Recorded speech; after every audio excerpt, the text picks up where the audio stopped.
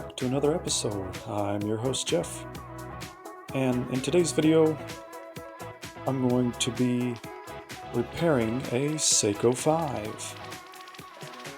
Now, before receiving this, I didn't know anything about a Seiko 5. I've worked on some Seikos in the past, but never repaired one ever. So, step one, let's take a look at the movement. Now, when I popped this case back off, I was fully expecting to see a quartz movement, but I was quite shocked and very happy to learn that this is a Seiko 709. And so, I do have a little bit of experience with mechanical watches. That's what I prefer to work on.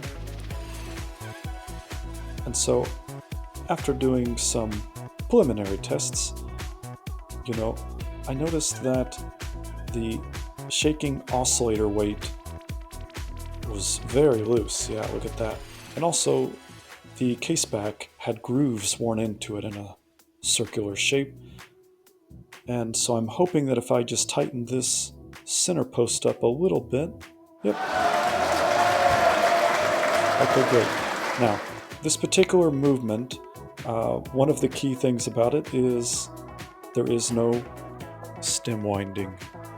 And so it's a fully automatic movement, meaning you're only going to charge the mainspring by this shake weight oscillating. So it's very much a key component. So everything seems to be fine. And after learning this, further diagnostics showed me that the day function wasn't working. So this has a day-date display on the front side. No, that's not how you release this thing. There we go. This does have a day-date function, and so it will show you the day of the week as well as the day of the month. And the day of the month function was moving fine. However, the day function, as you can see, doesn't move. And so what I believe is going on is something's happened to the keyless works, probably under the dial. And so after I remove these hands, I should have access to what's under the dial, and I think something just needs to be reset. There's a lot of hand levers under there, and I think if I tighten anything that might be loose and put it back together, I think we should be fine. Now I'm removing the dial. This has a very nice system to attach the dial to the movement. These are cam lock screws that tighten against the dial feet, and they hold the movement very secure. I like this system very much. Next step is to remove this C-clip that holds on the day wheel.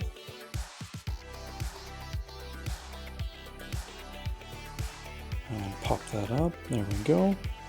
And now I'm inspecting that everything moves around and seems correct.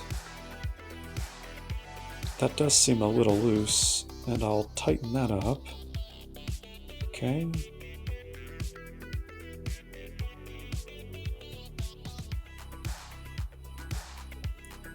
And after inserting the stem again, movement looks fine, and that should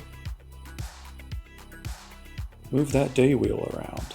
So unless we have something else going on, this should work. Now, there is a little lever you set through this window.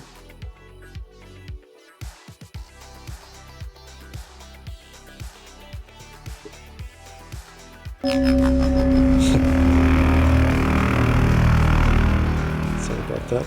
Well, there we go. Now we have that set, and I will install that C-clip once again.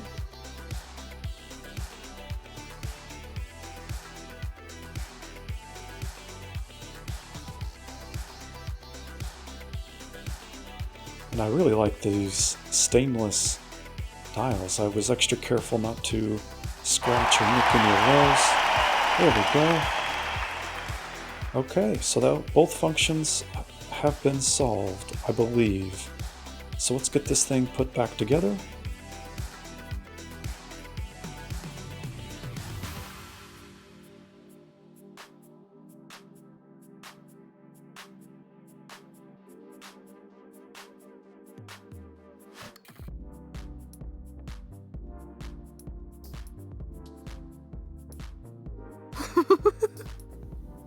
Yeah, I know.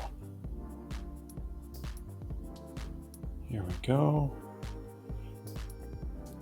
Yeah, I do have a hand press, but I really feel like using the side of the tweezers is a little superior because you're able to set the level a little easier, in my opinion. It's kind of a touch feel thing. Oh, there we go. Okay, that's our first hurdle. And I forgot for just a minute there that, yeah, you do have to continue on a couple more hours to get the day wheel to spin around. I've only done one Seiko build, and so I'm glad I had done that because I would have thought I would have done something wrong, but that's how they go. So everything's done on the movement side. I want to clean this case up just a little bit, tightened up some of the links in the bracelet. Got a little TLC there off camera. But this debris could have also been another reason why the day wheel didn't change over. I didn't test that, but I did clean it.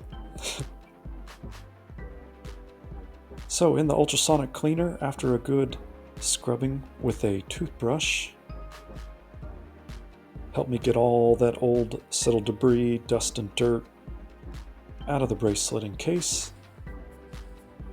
And here we go. Ready for final installation.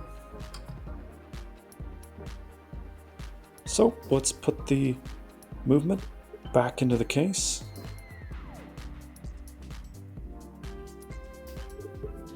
And time for the stem.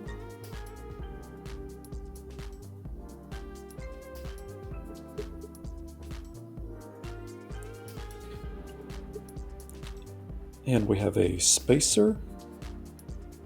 I do like this system again, where the pressure from the back plate holds the movement, and this spacer aligns the movement. Back with the oscillating rotor. Make sure that's nice and tight, spinning free, and install the case back.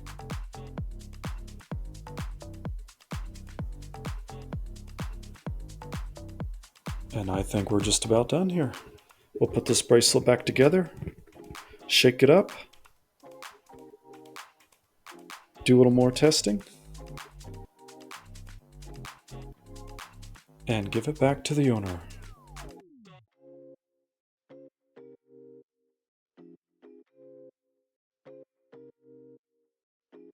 Thanks again for watching, guys.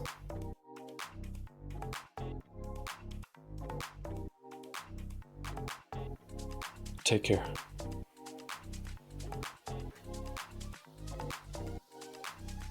Thanks for watching.